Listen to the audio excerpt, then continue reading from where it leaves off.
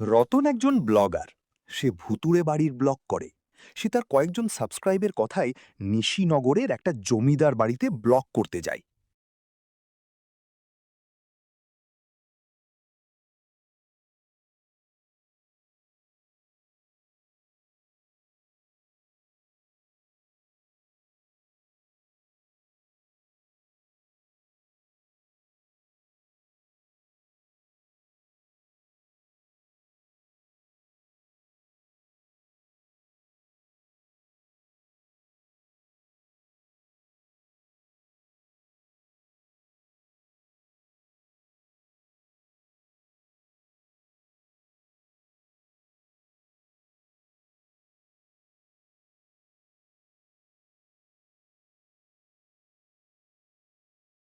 রাত 11:42। আমি এখন নিশিনগরের সেই অভিশপ্ত বাড়ির সামনে। সবাই বলে এখান থেকে কেউ জীবিত ফেরে না। আজ দেখাবো ভূত বলে কিছু নেই। ভুল করছো বাবা, এখনো সময় আছে। ট্রেন ধরো। অন্ধকার বাড়লে এই বাড়িতে ঢোকার পথ পাওয়া যায়, কিন্তু বেরোনোর পথ মাটি গিলে ফেলে। দাদু, আপনি আপনার এই ভয় দেখানোর গল্প অন্য কাউকে শোনান। আমি বিজ্ঞান বিশ্বাস করি। বিজ্ঞান তোমাকে আলো দিতে পারে বাবা, কিন্তু এই অন্ধকারের হাত থেকে বাঁচাতে পারবে না। মনে রেখো, ভেতরে যাই শোনো না কেন, উত্তর দিও না। উত্তর দিলেই তুমি তাদের হয়ে যাবে। দাদু রতনকে অনেকবার নিষেধ করল, কিন্তু রতন শুনল না। সে দেয়াল টপকে ওই পারে চলে গেল।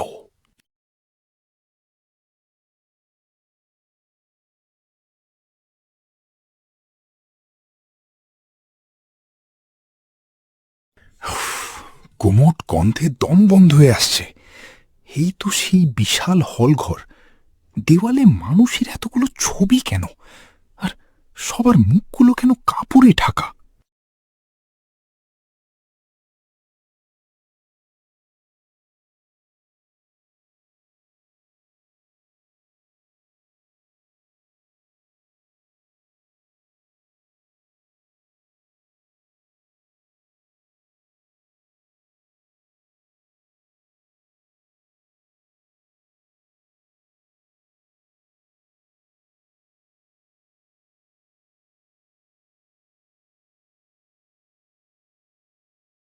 রতন চারদিক ঘুরে দেখছে এবং ভিডিও রেকর্ড করছে, যেন সে তার ইউটিউব চ্যানেলে ছাড়তে পারে।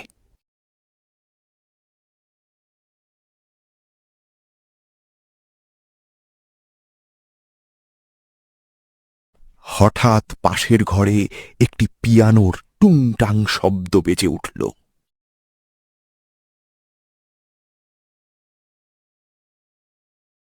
কে কে ওখানে? ইঁদুর নিশ্চয়ই পিয়ানো বাজাতে পারে না। এই ঘরে কেউ আছে? কথা বলুন।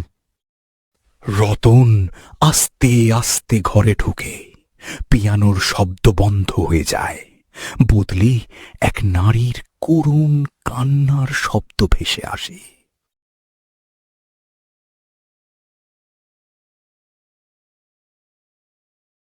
দাদু বারণ করেছিল উত্তর দিতে, কিন্তু এই কান্না সহ্য করা যাচ্ছে না। হ্যালো, আপনি কি বিপদে পড়েছেন? আমি সাহায্য করতে পারি?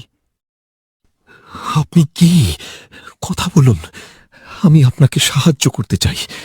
আপনি কথা না বললে আপনাকে আমি কিভাবে সাহায্য করি?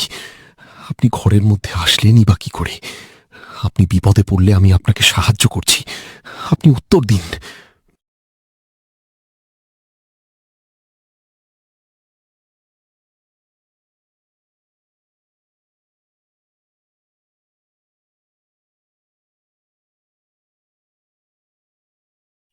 সাহায্য করবে? সাহায্য করবে? কে? সামনে আসুন। আমার কাছে ক্যামেরা আছে। ফ্ল্যাশ জ্বালালে আপনার ছবি উঠে যাবে। ছবি তো আমাদের অনেক আছে রুদ্র। দেওয়ালের দিকে তাকাও। রুদ্র দেওয়ালের দিকে তাকালো। দেখল কাপড়ে ঢাকা মুখগুলো খুলে যাচ্ছে। প্রতিটি ছবিতে রুদ্র নিজের মুখ ফুটে উঠছে, তবে সেগুলো যন্ত্রণায় নীল হয়ে আছে। না, এটা অসম্ভব। তা তোমাকে বারবার নিষেধ করেছিল ঢুকতে, আমি কি করতে যে ঢুকলাম। না, এখানে এভাবে দাঁড়িয়ে থাকলে হবে না, পালাতে হবে।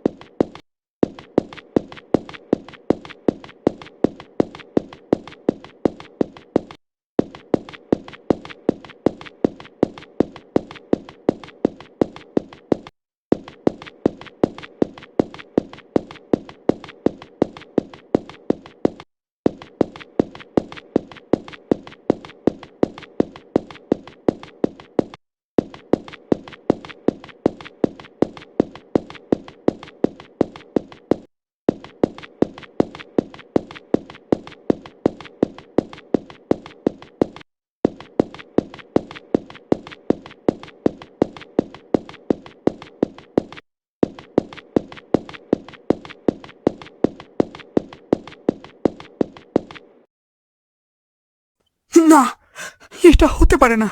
আমি তো এখানে একা। দরজা কোথায়? সদর দরজা কোথায় গেল? এখানে তো শুধু দেওয়াল। এই বাড়িটা একটা জ্যান্ত রেকর্ডার, রুদ্র। তুমি যা বলবে, যা ভাববে, সব এখানে বন্দি হয়ে যাবে। তুমি কি শুনতে পাচ্ছ? তোমার নিঃশ্বাস বন্ধ হওয়ার শব্দটা কত সুন্দর।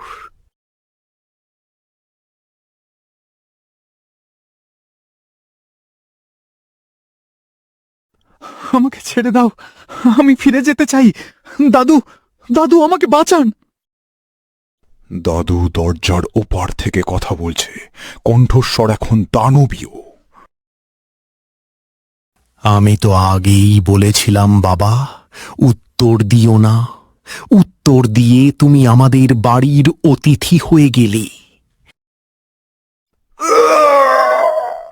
আমার হাত, আমার পা সব হাওয়া হয়ে যাচ্ছে কেন? আমি নিজেকে ছুঁতে পারছি না কেন? কারণ তুমি এখন আর মানুষ নও, রুদ্র। তুমি এখন একটি স্মৃতি, এই বাড়ির ৩০ মিনিটের একটি রেকর্ড।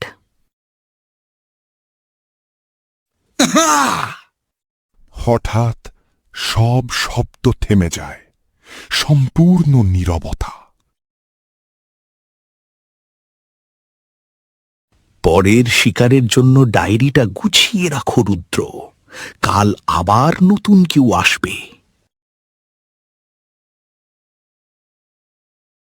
ভিডিওটি ভালো লাগলে অবশ্যই লাইক, শেয়ার এবং সাবস্ক্রাইব করে পাশে থাকবেন। পরবর্তী হরর অ্যানিমেশনের আপডেট পেতে বেল আইকনটি প্রেস করতে ভুলবেন না। আপনার মূল্যবান মতামত কমেন্ট বক্সে জানান।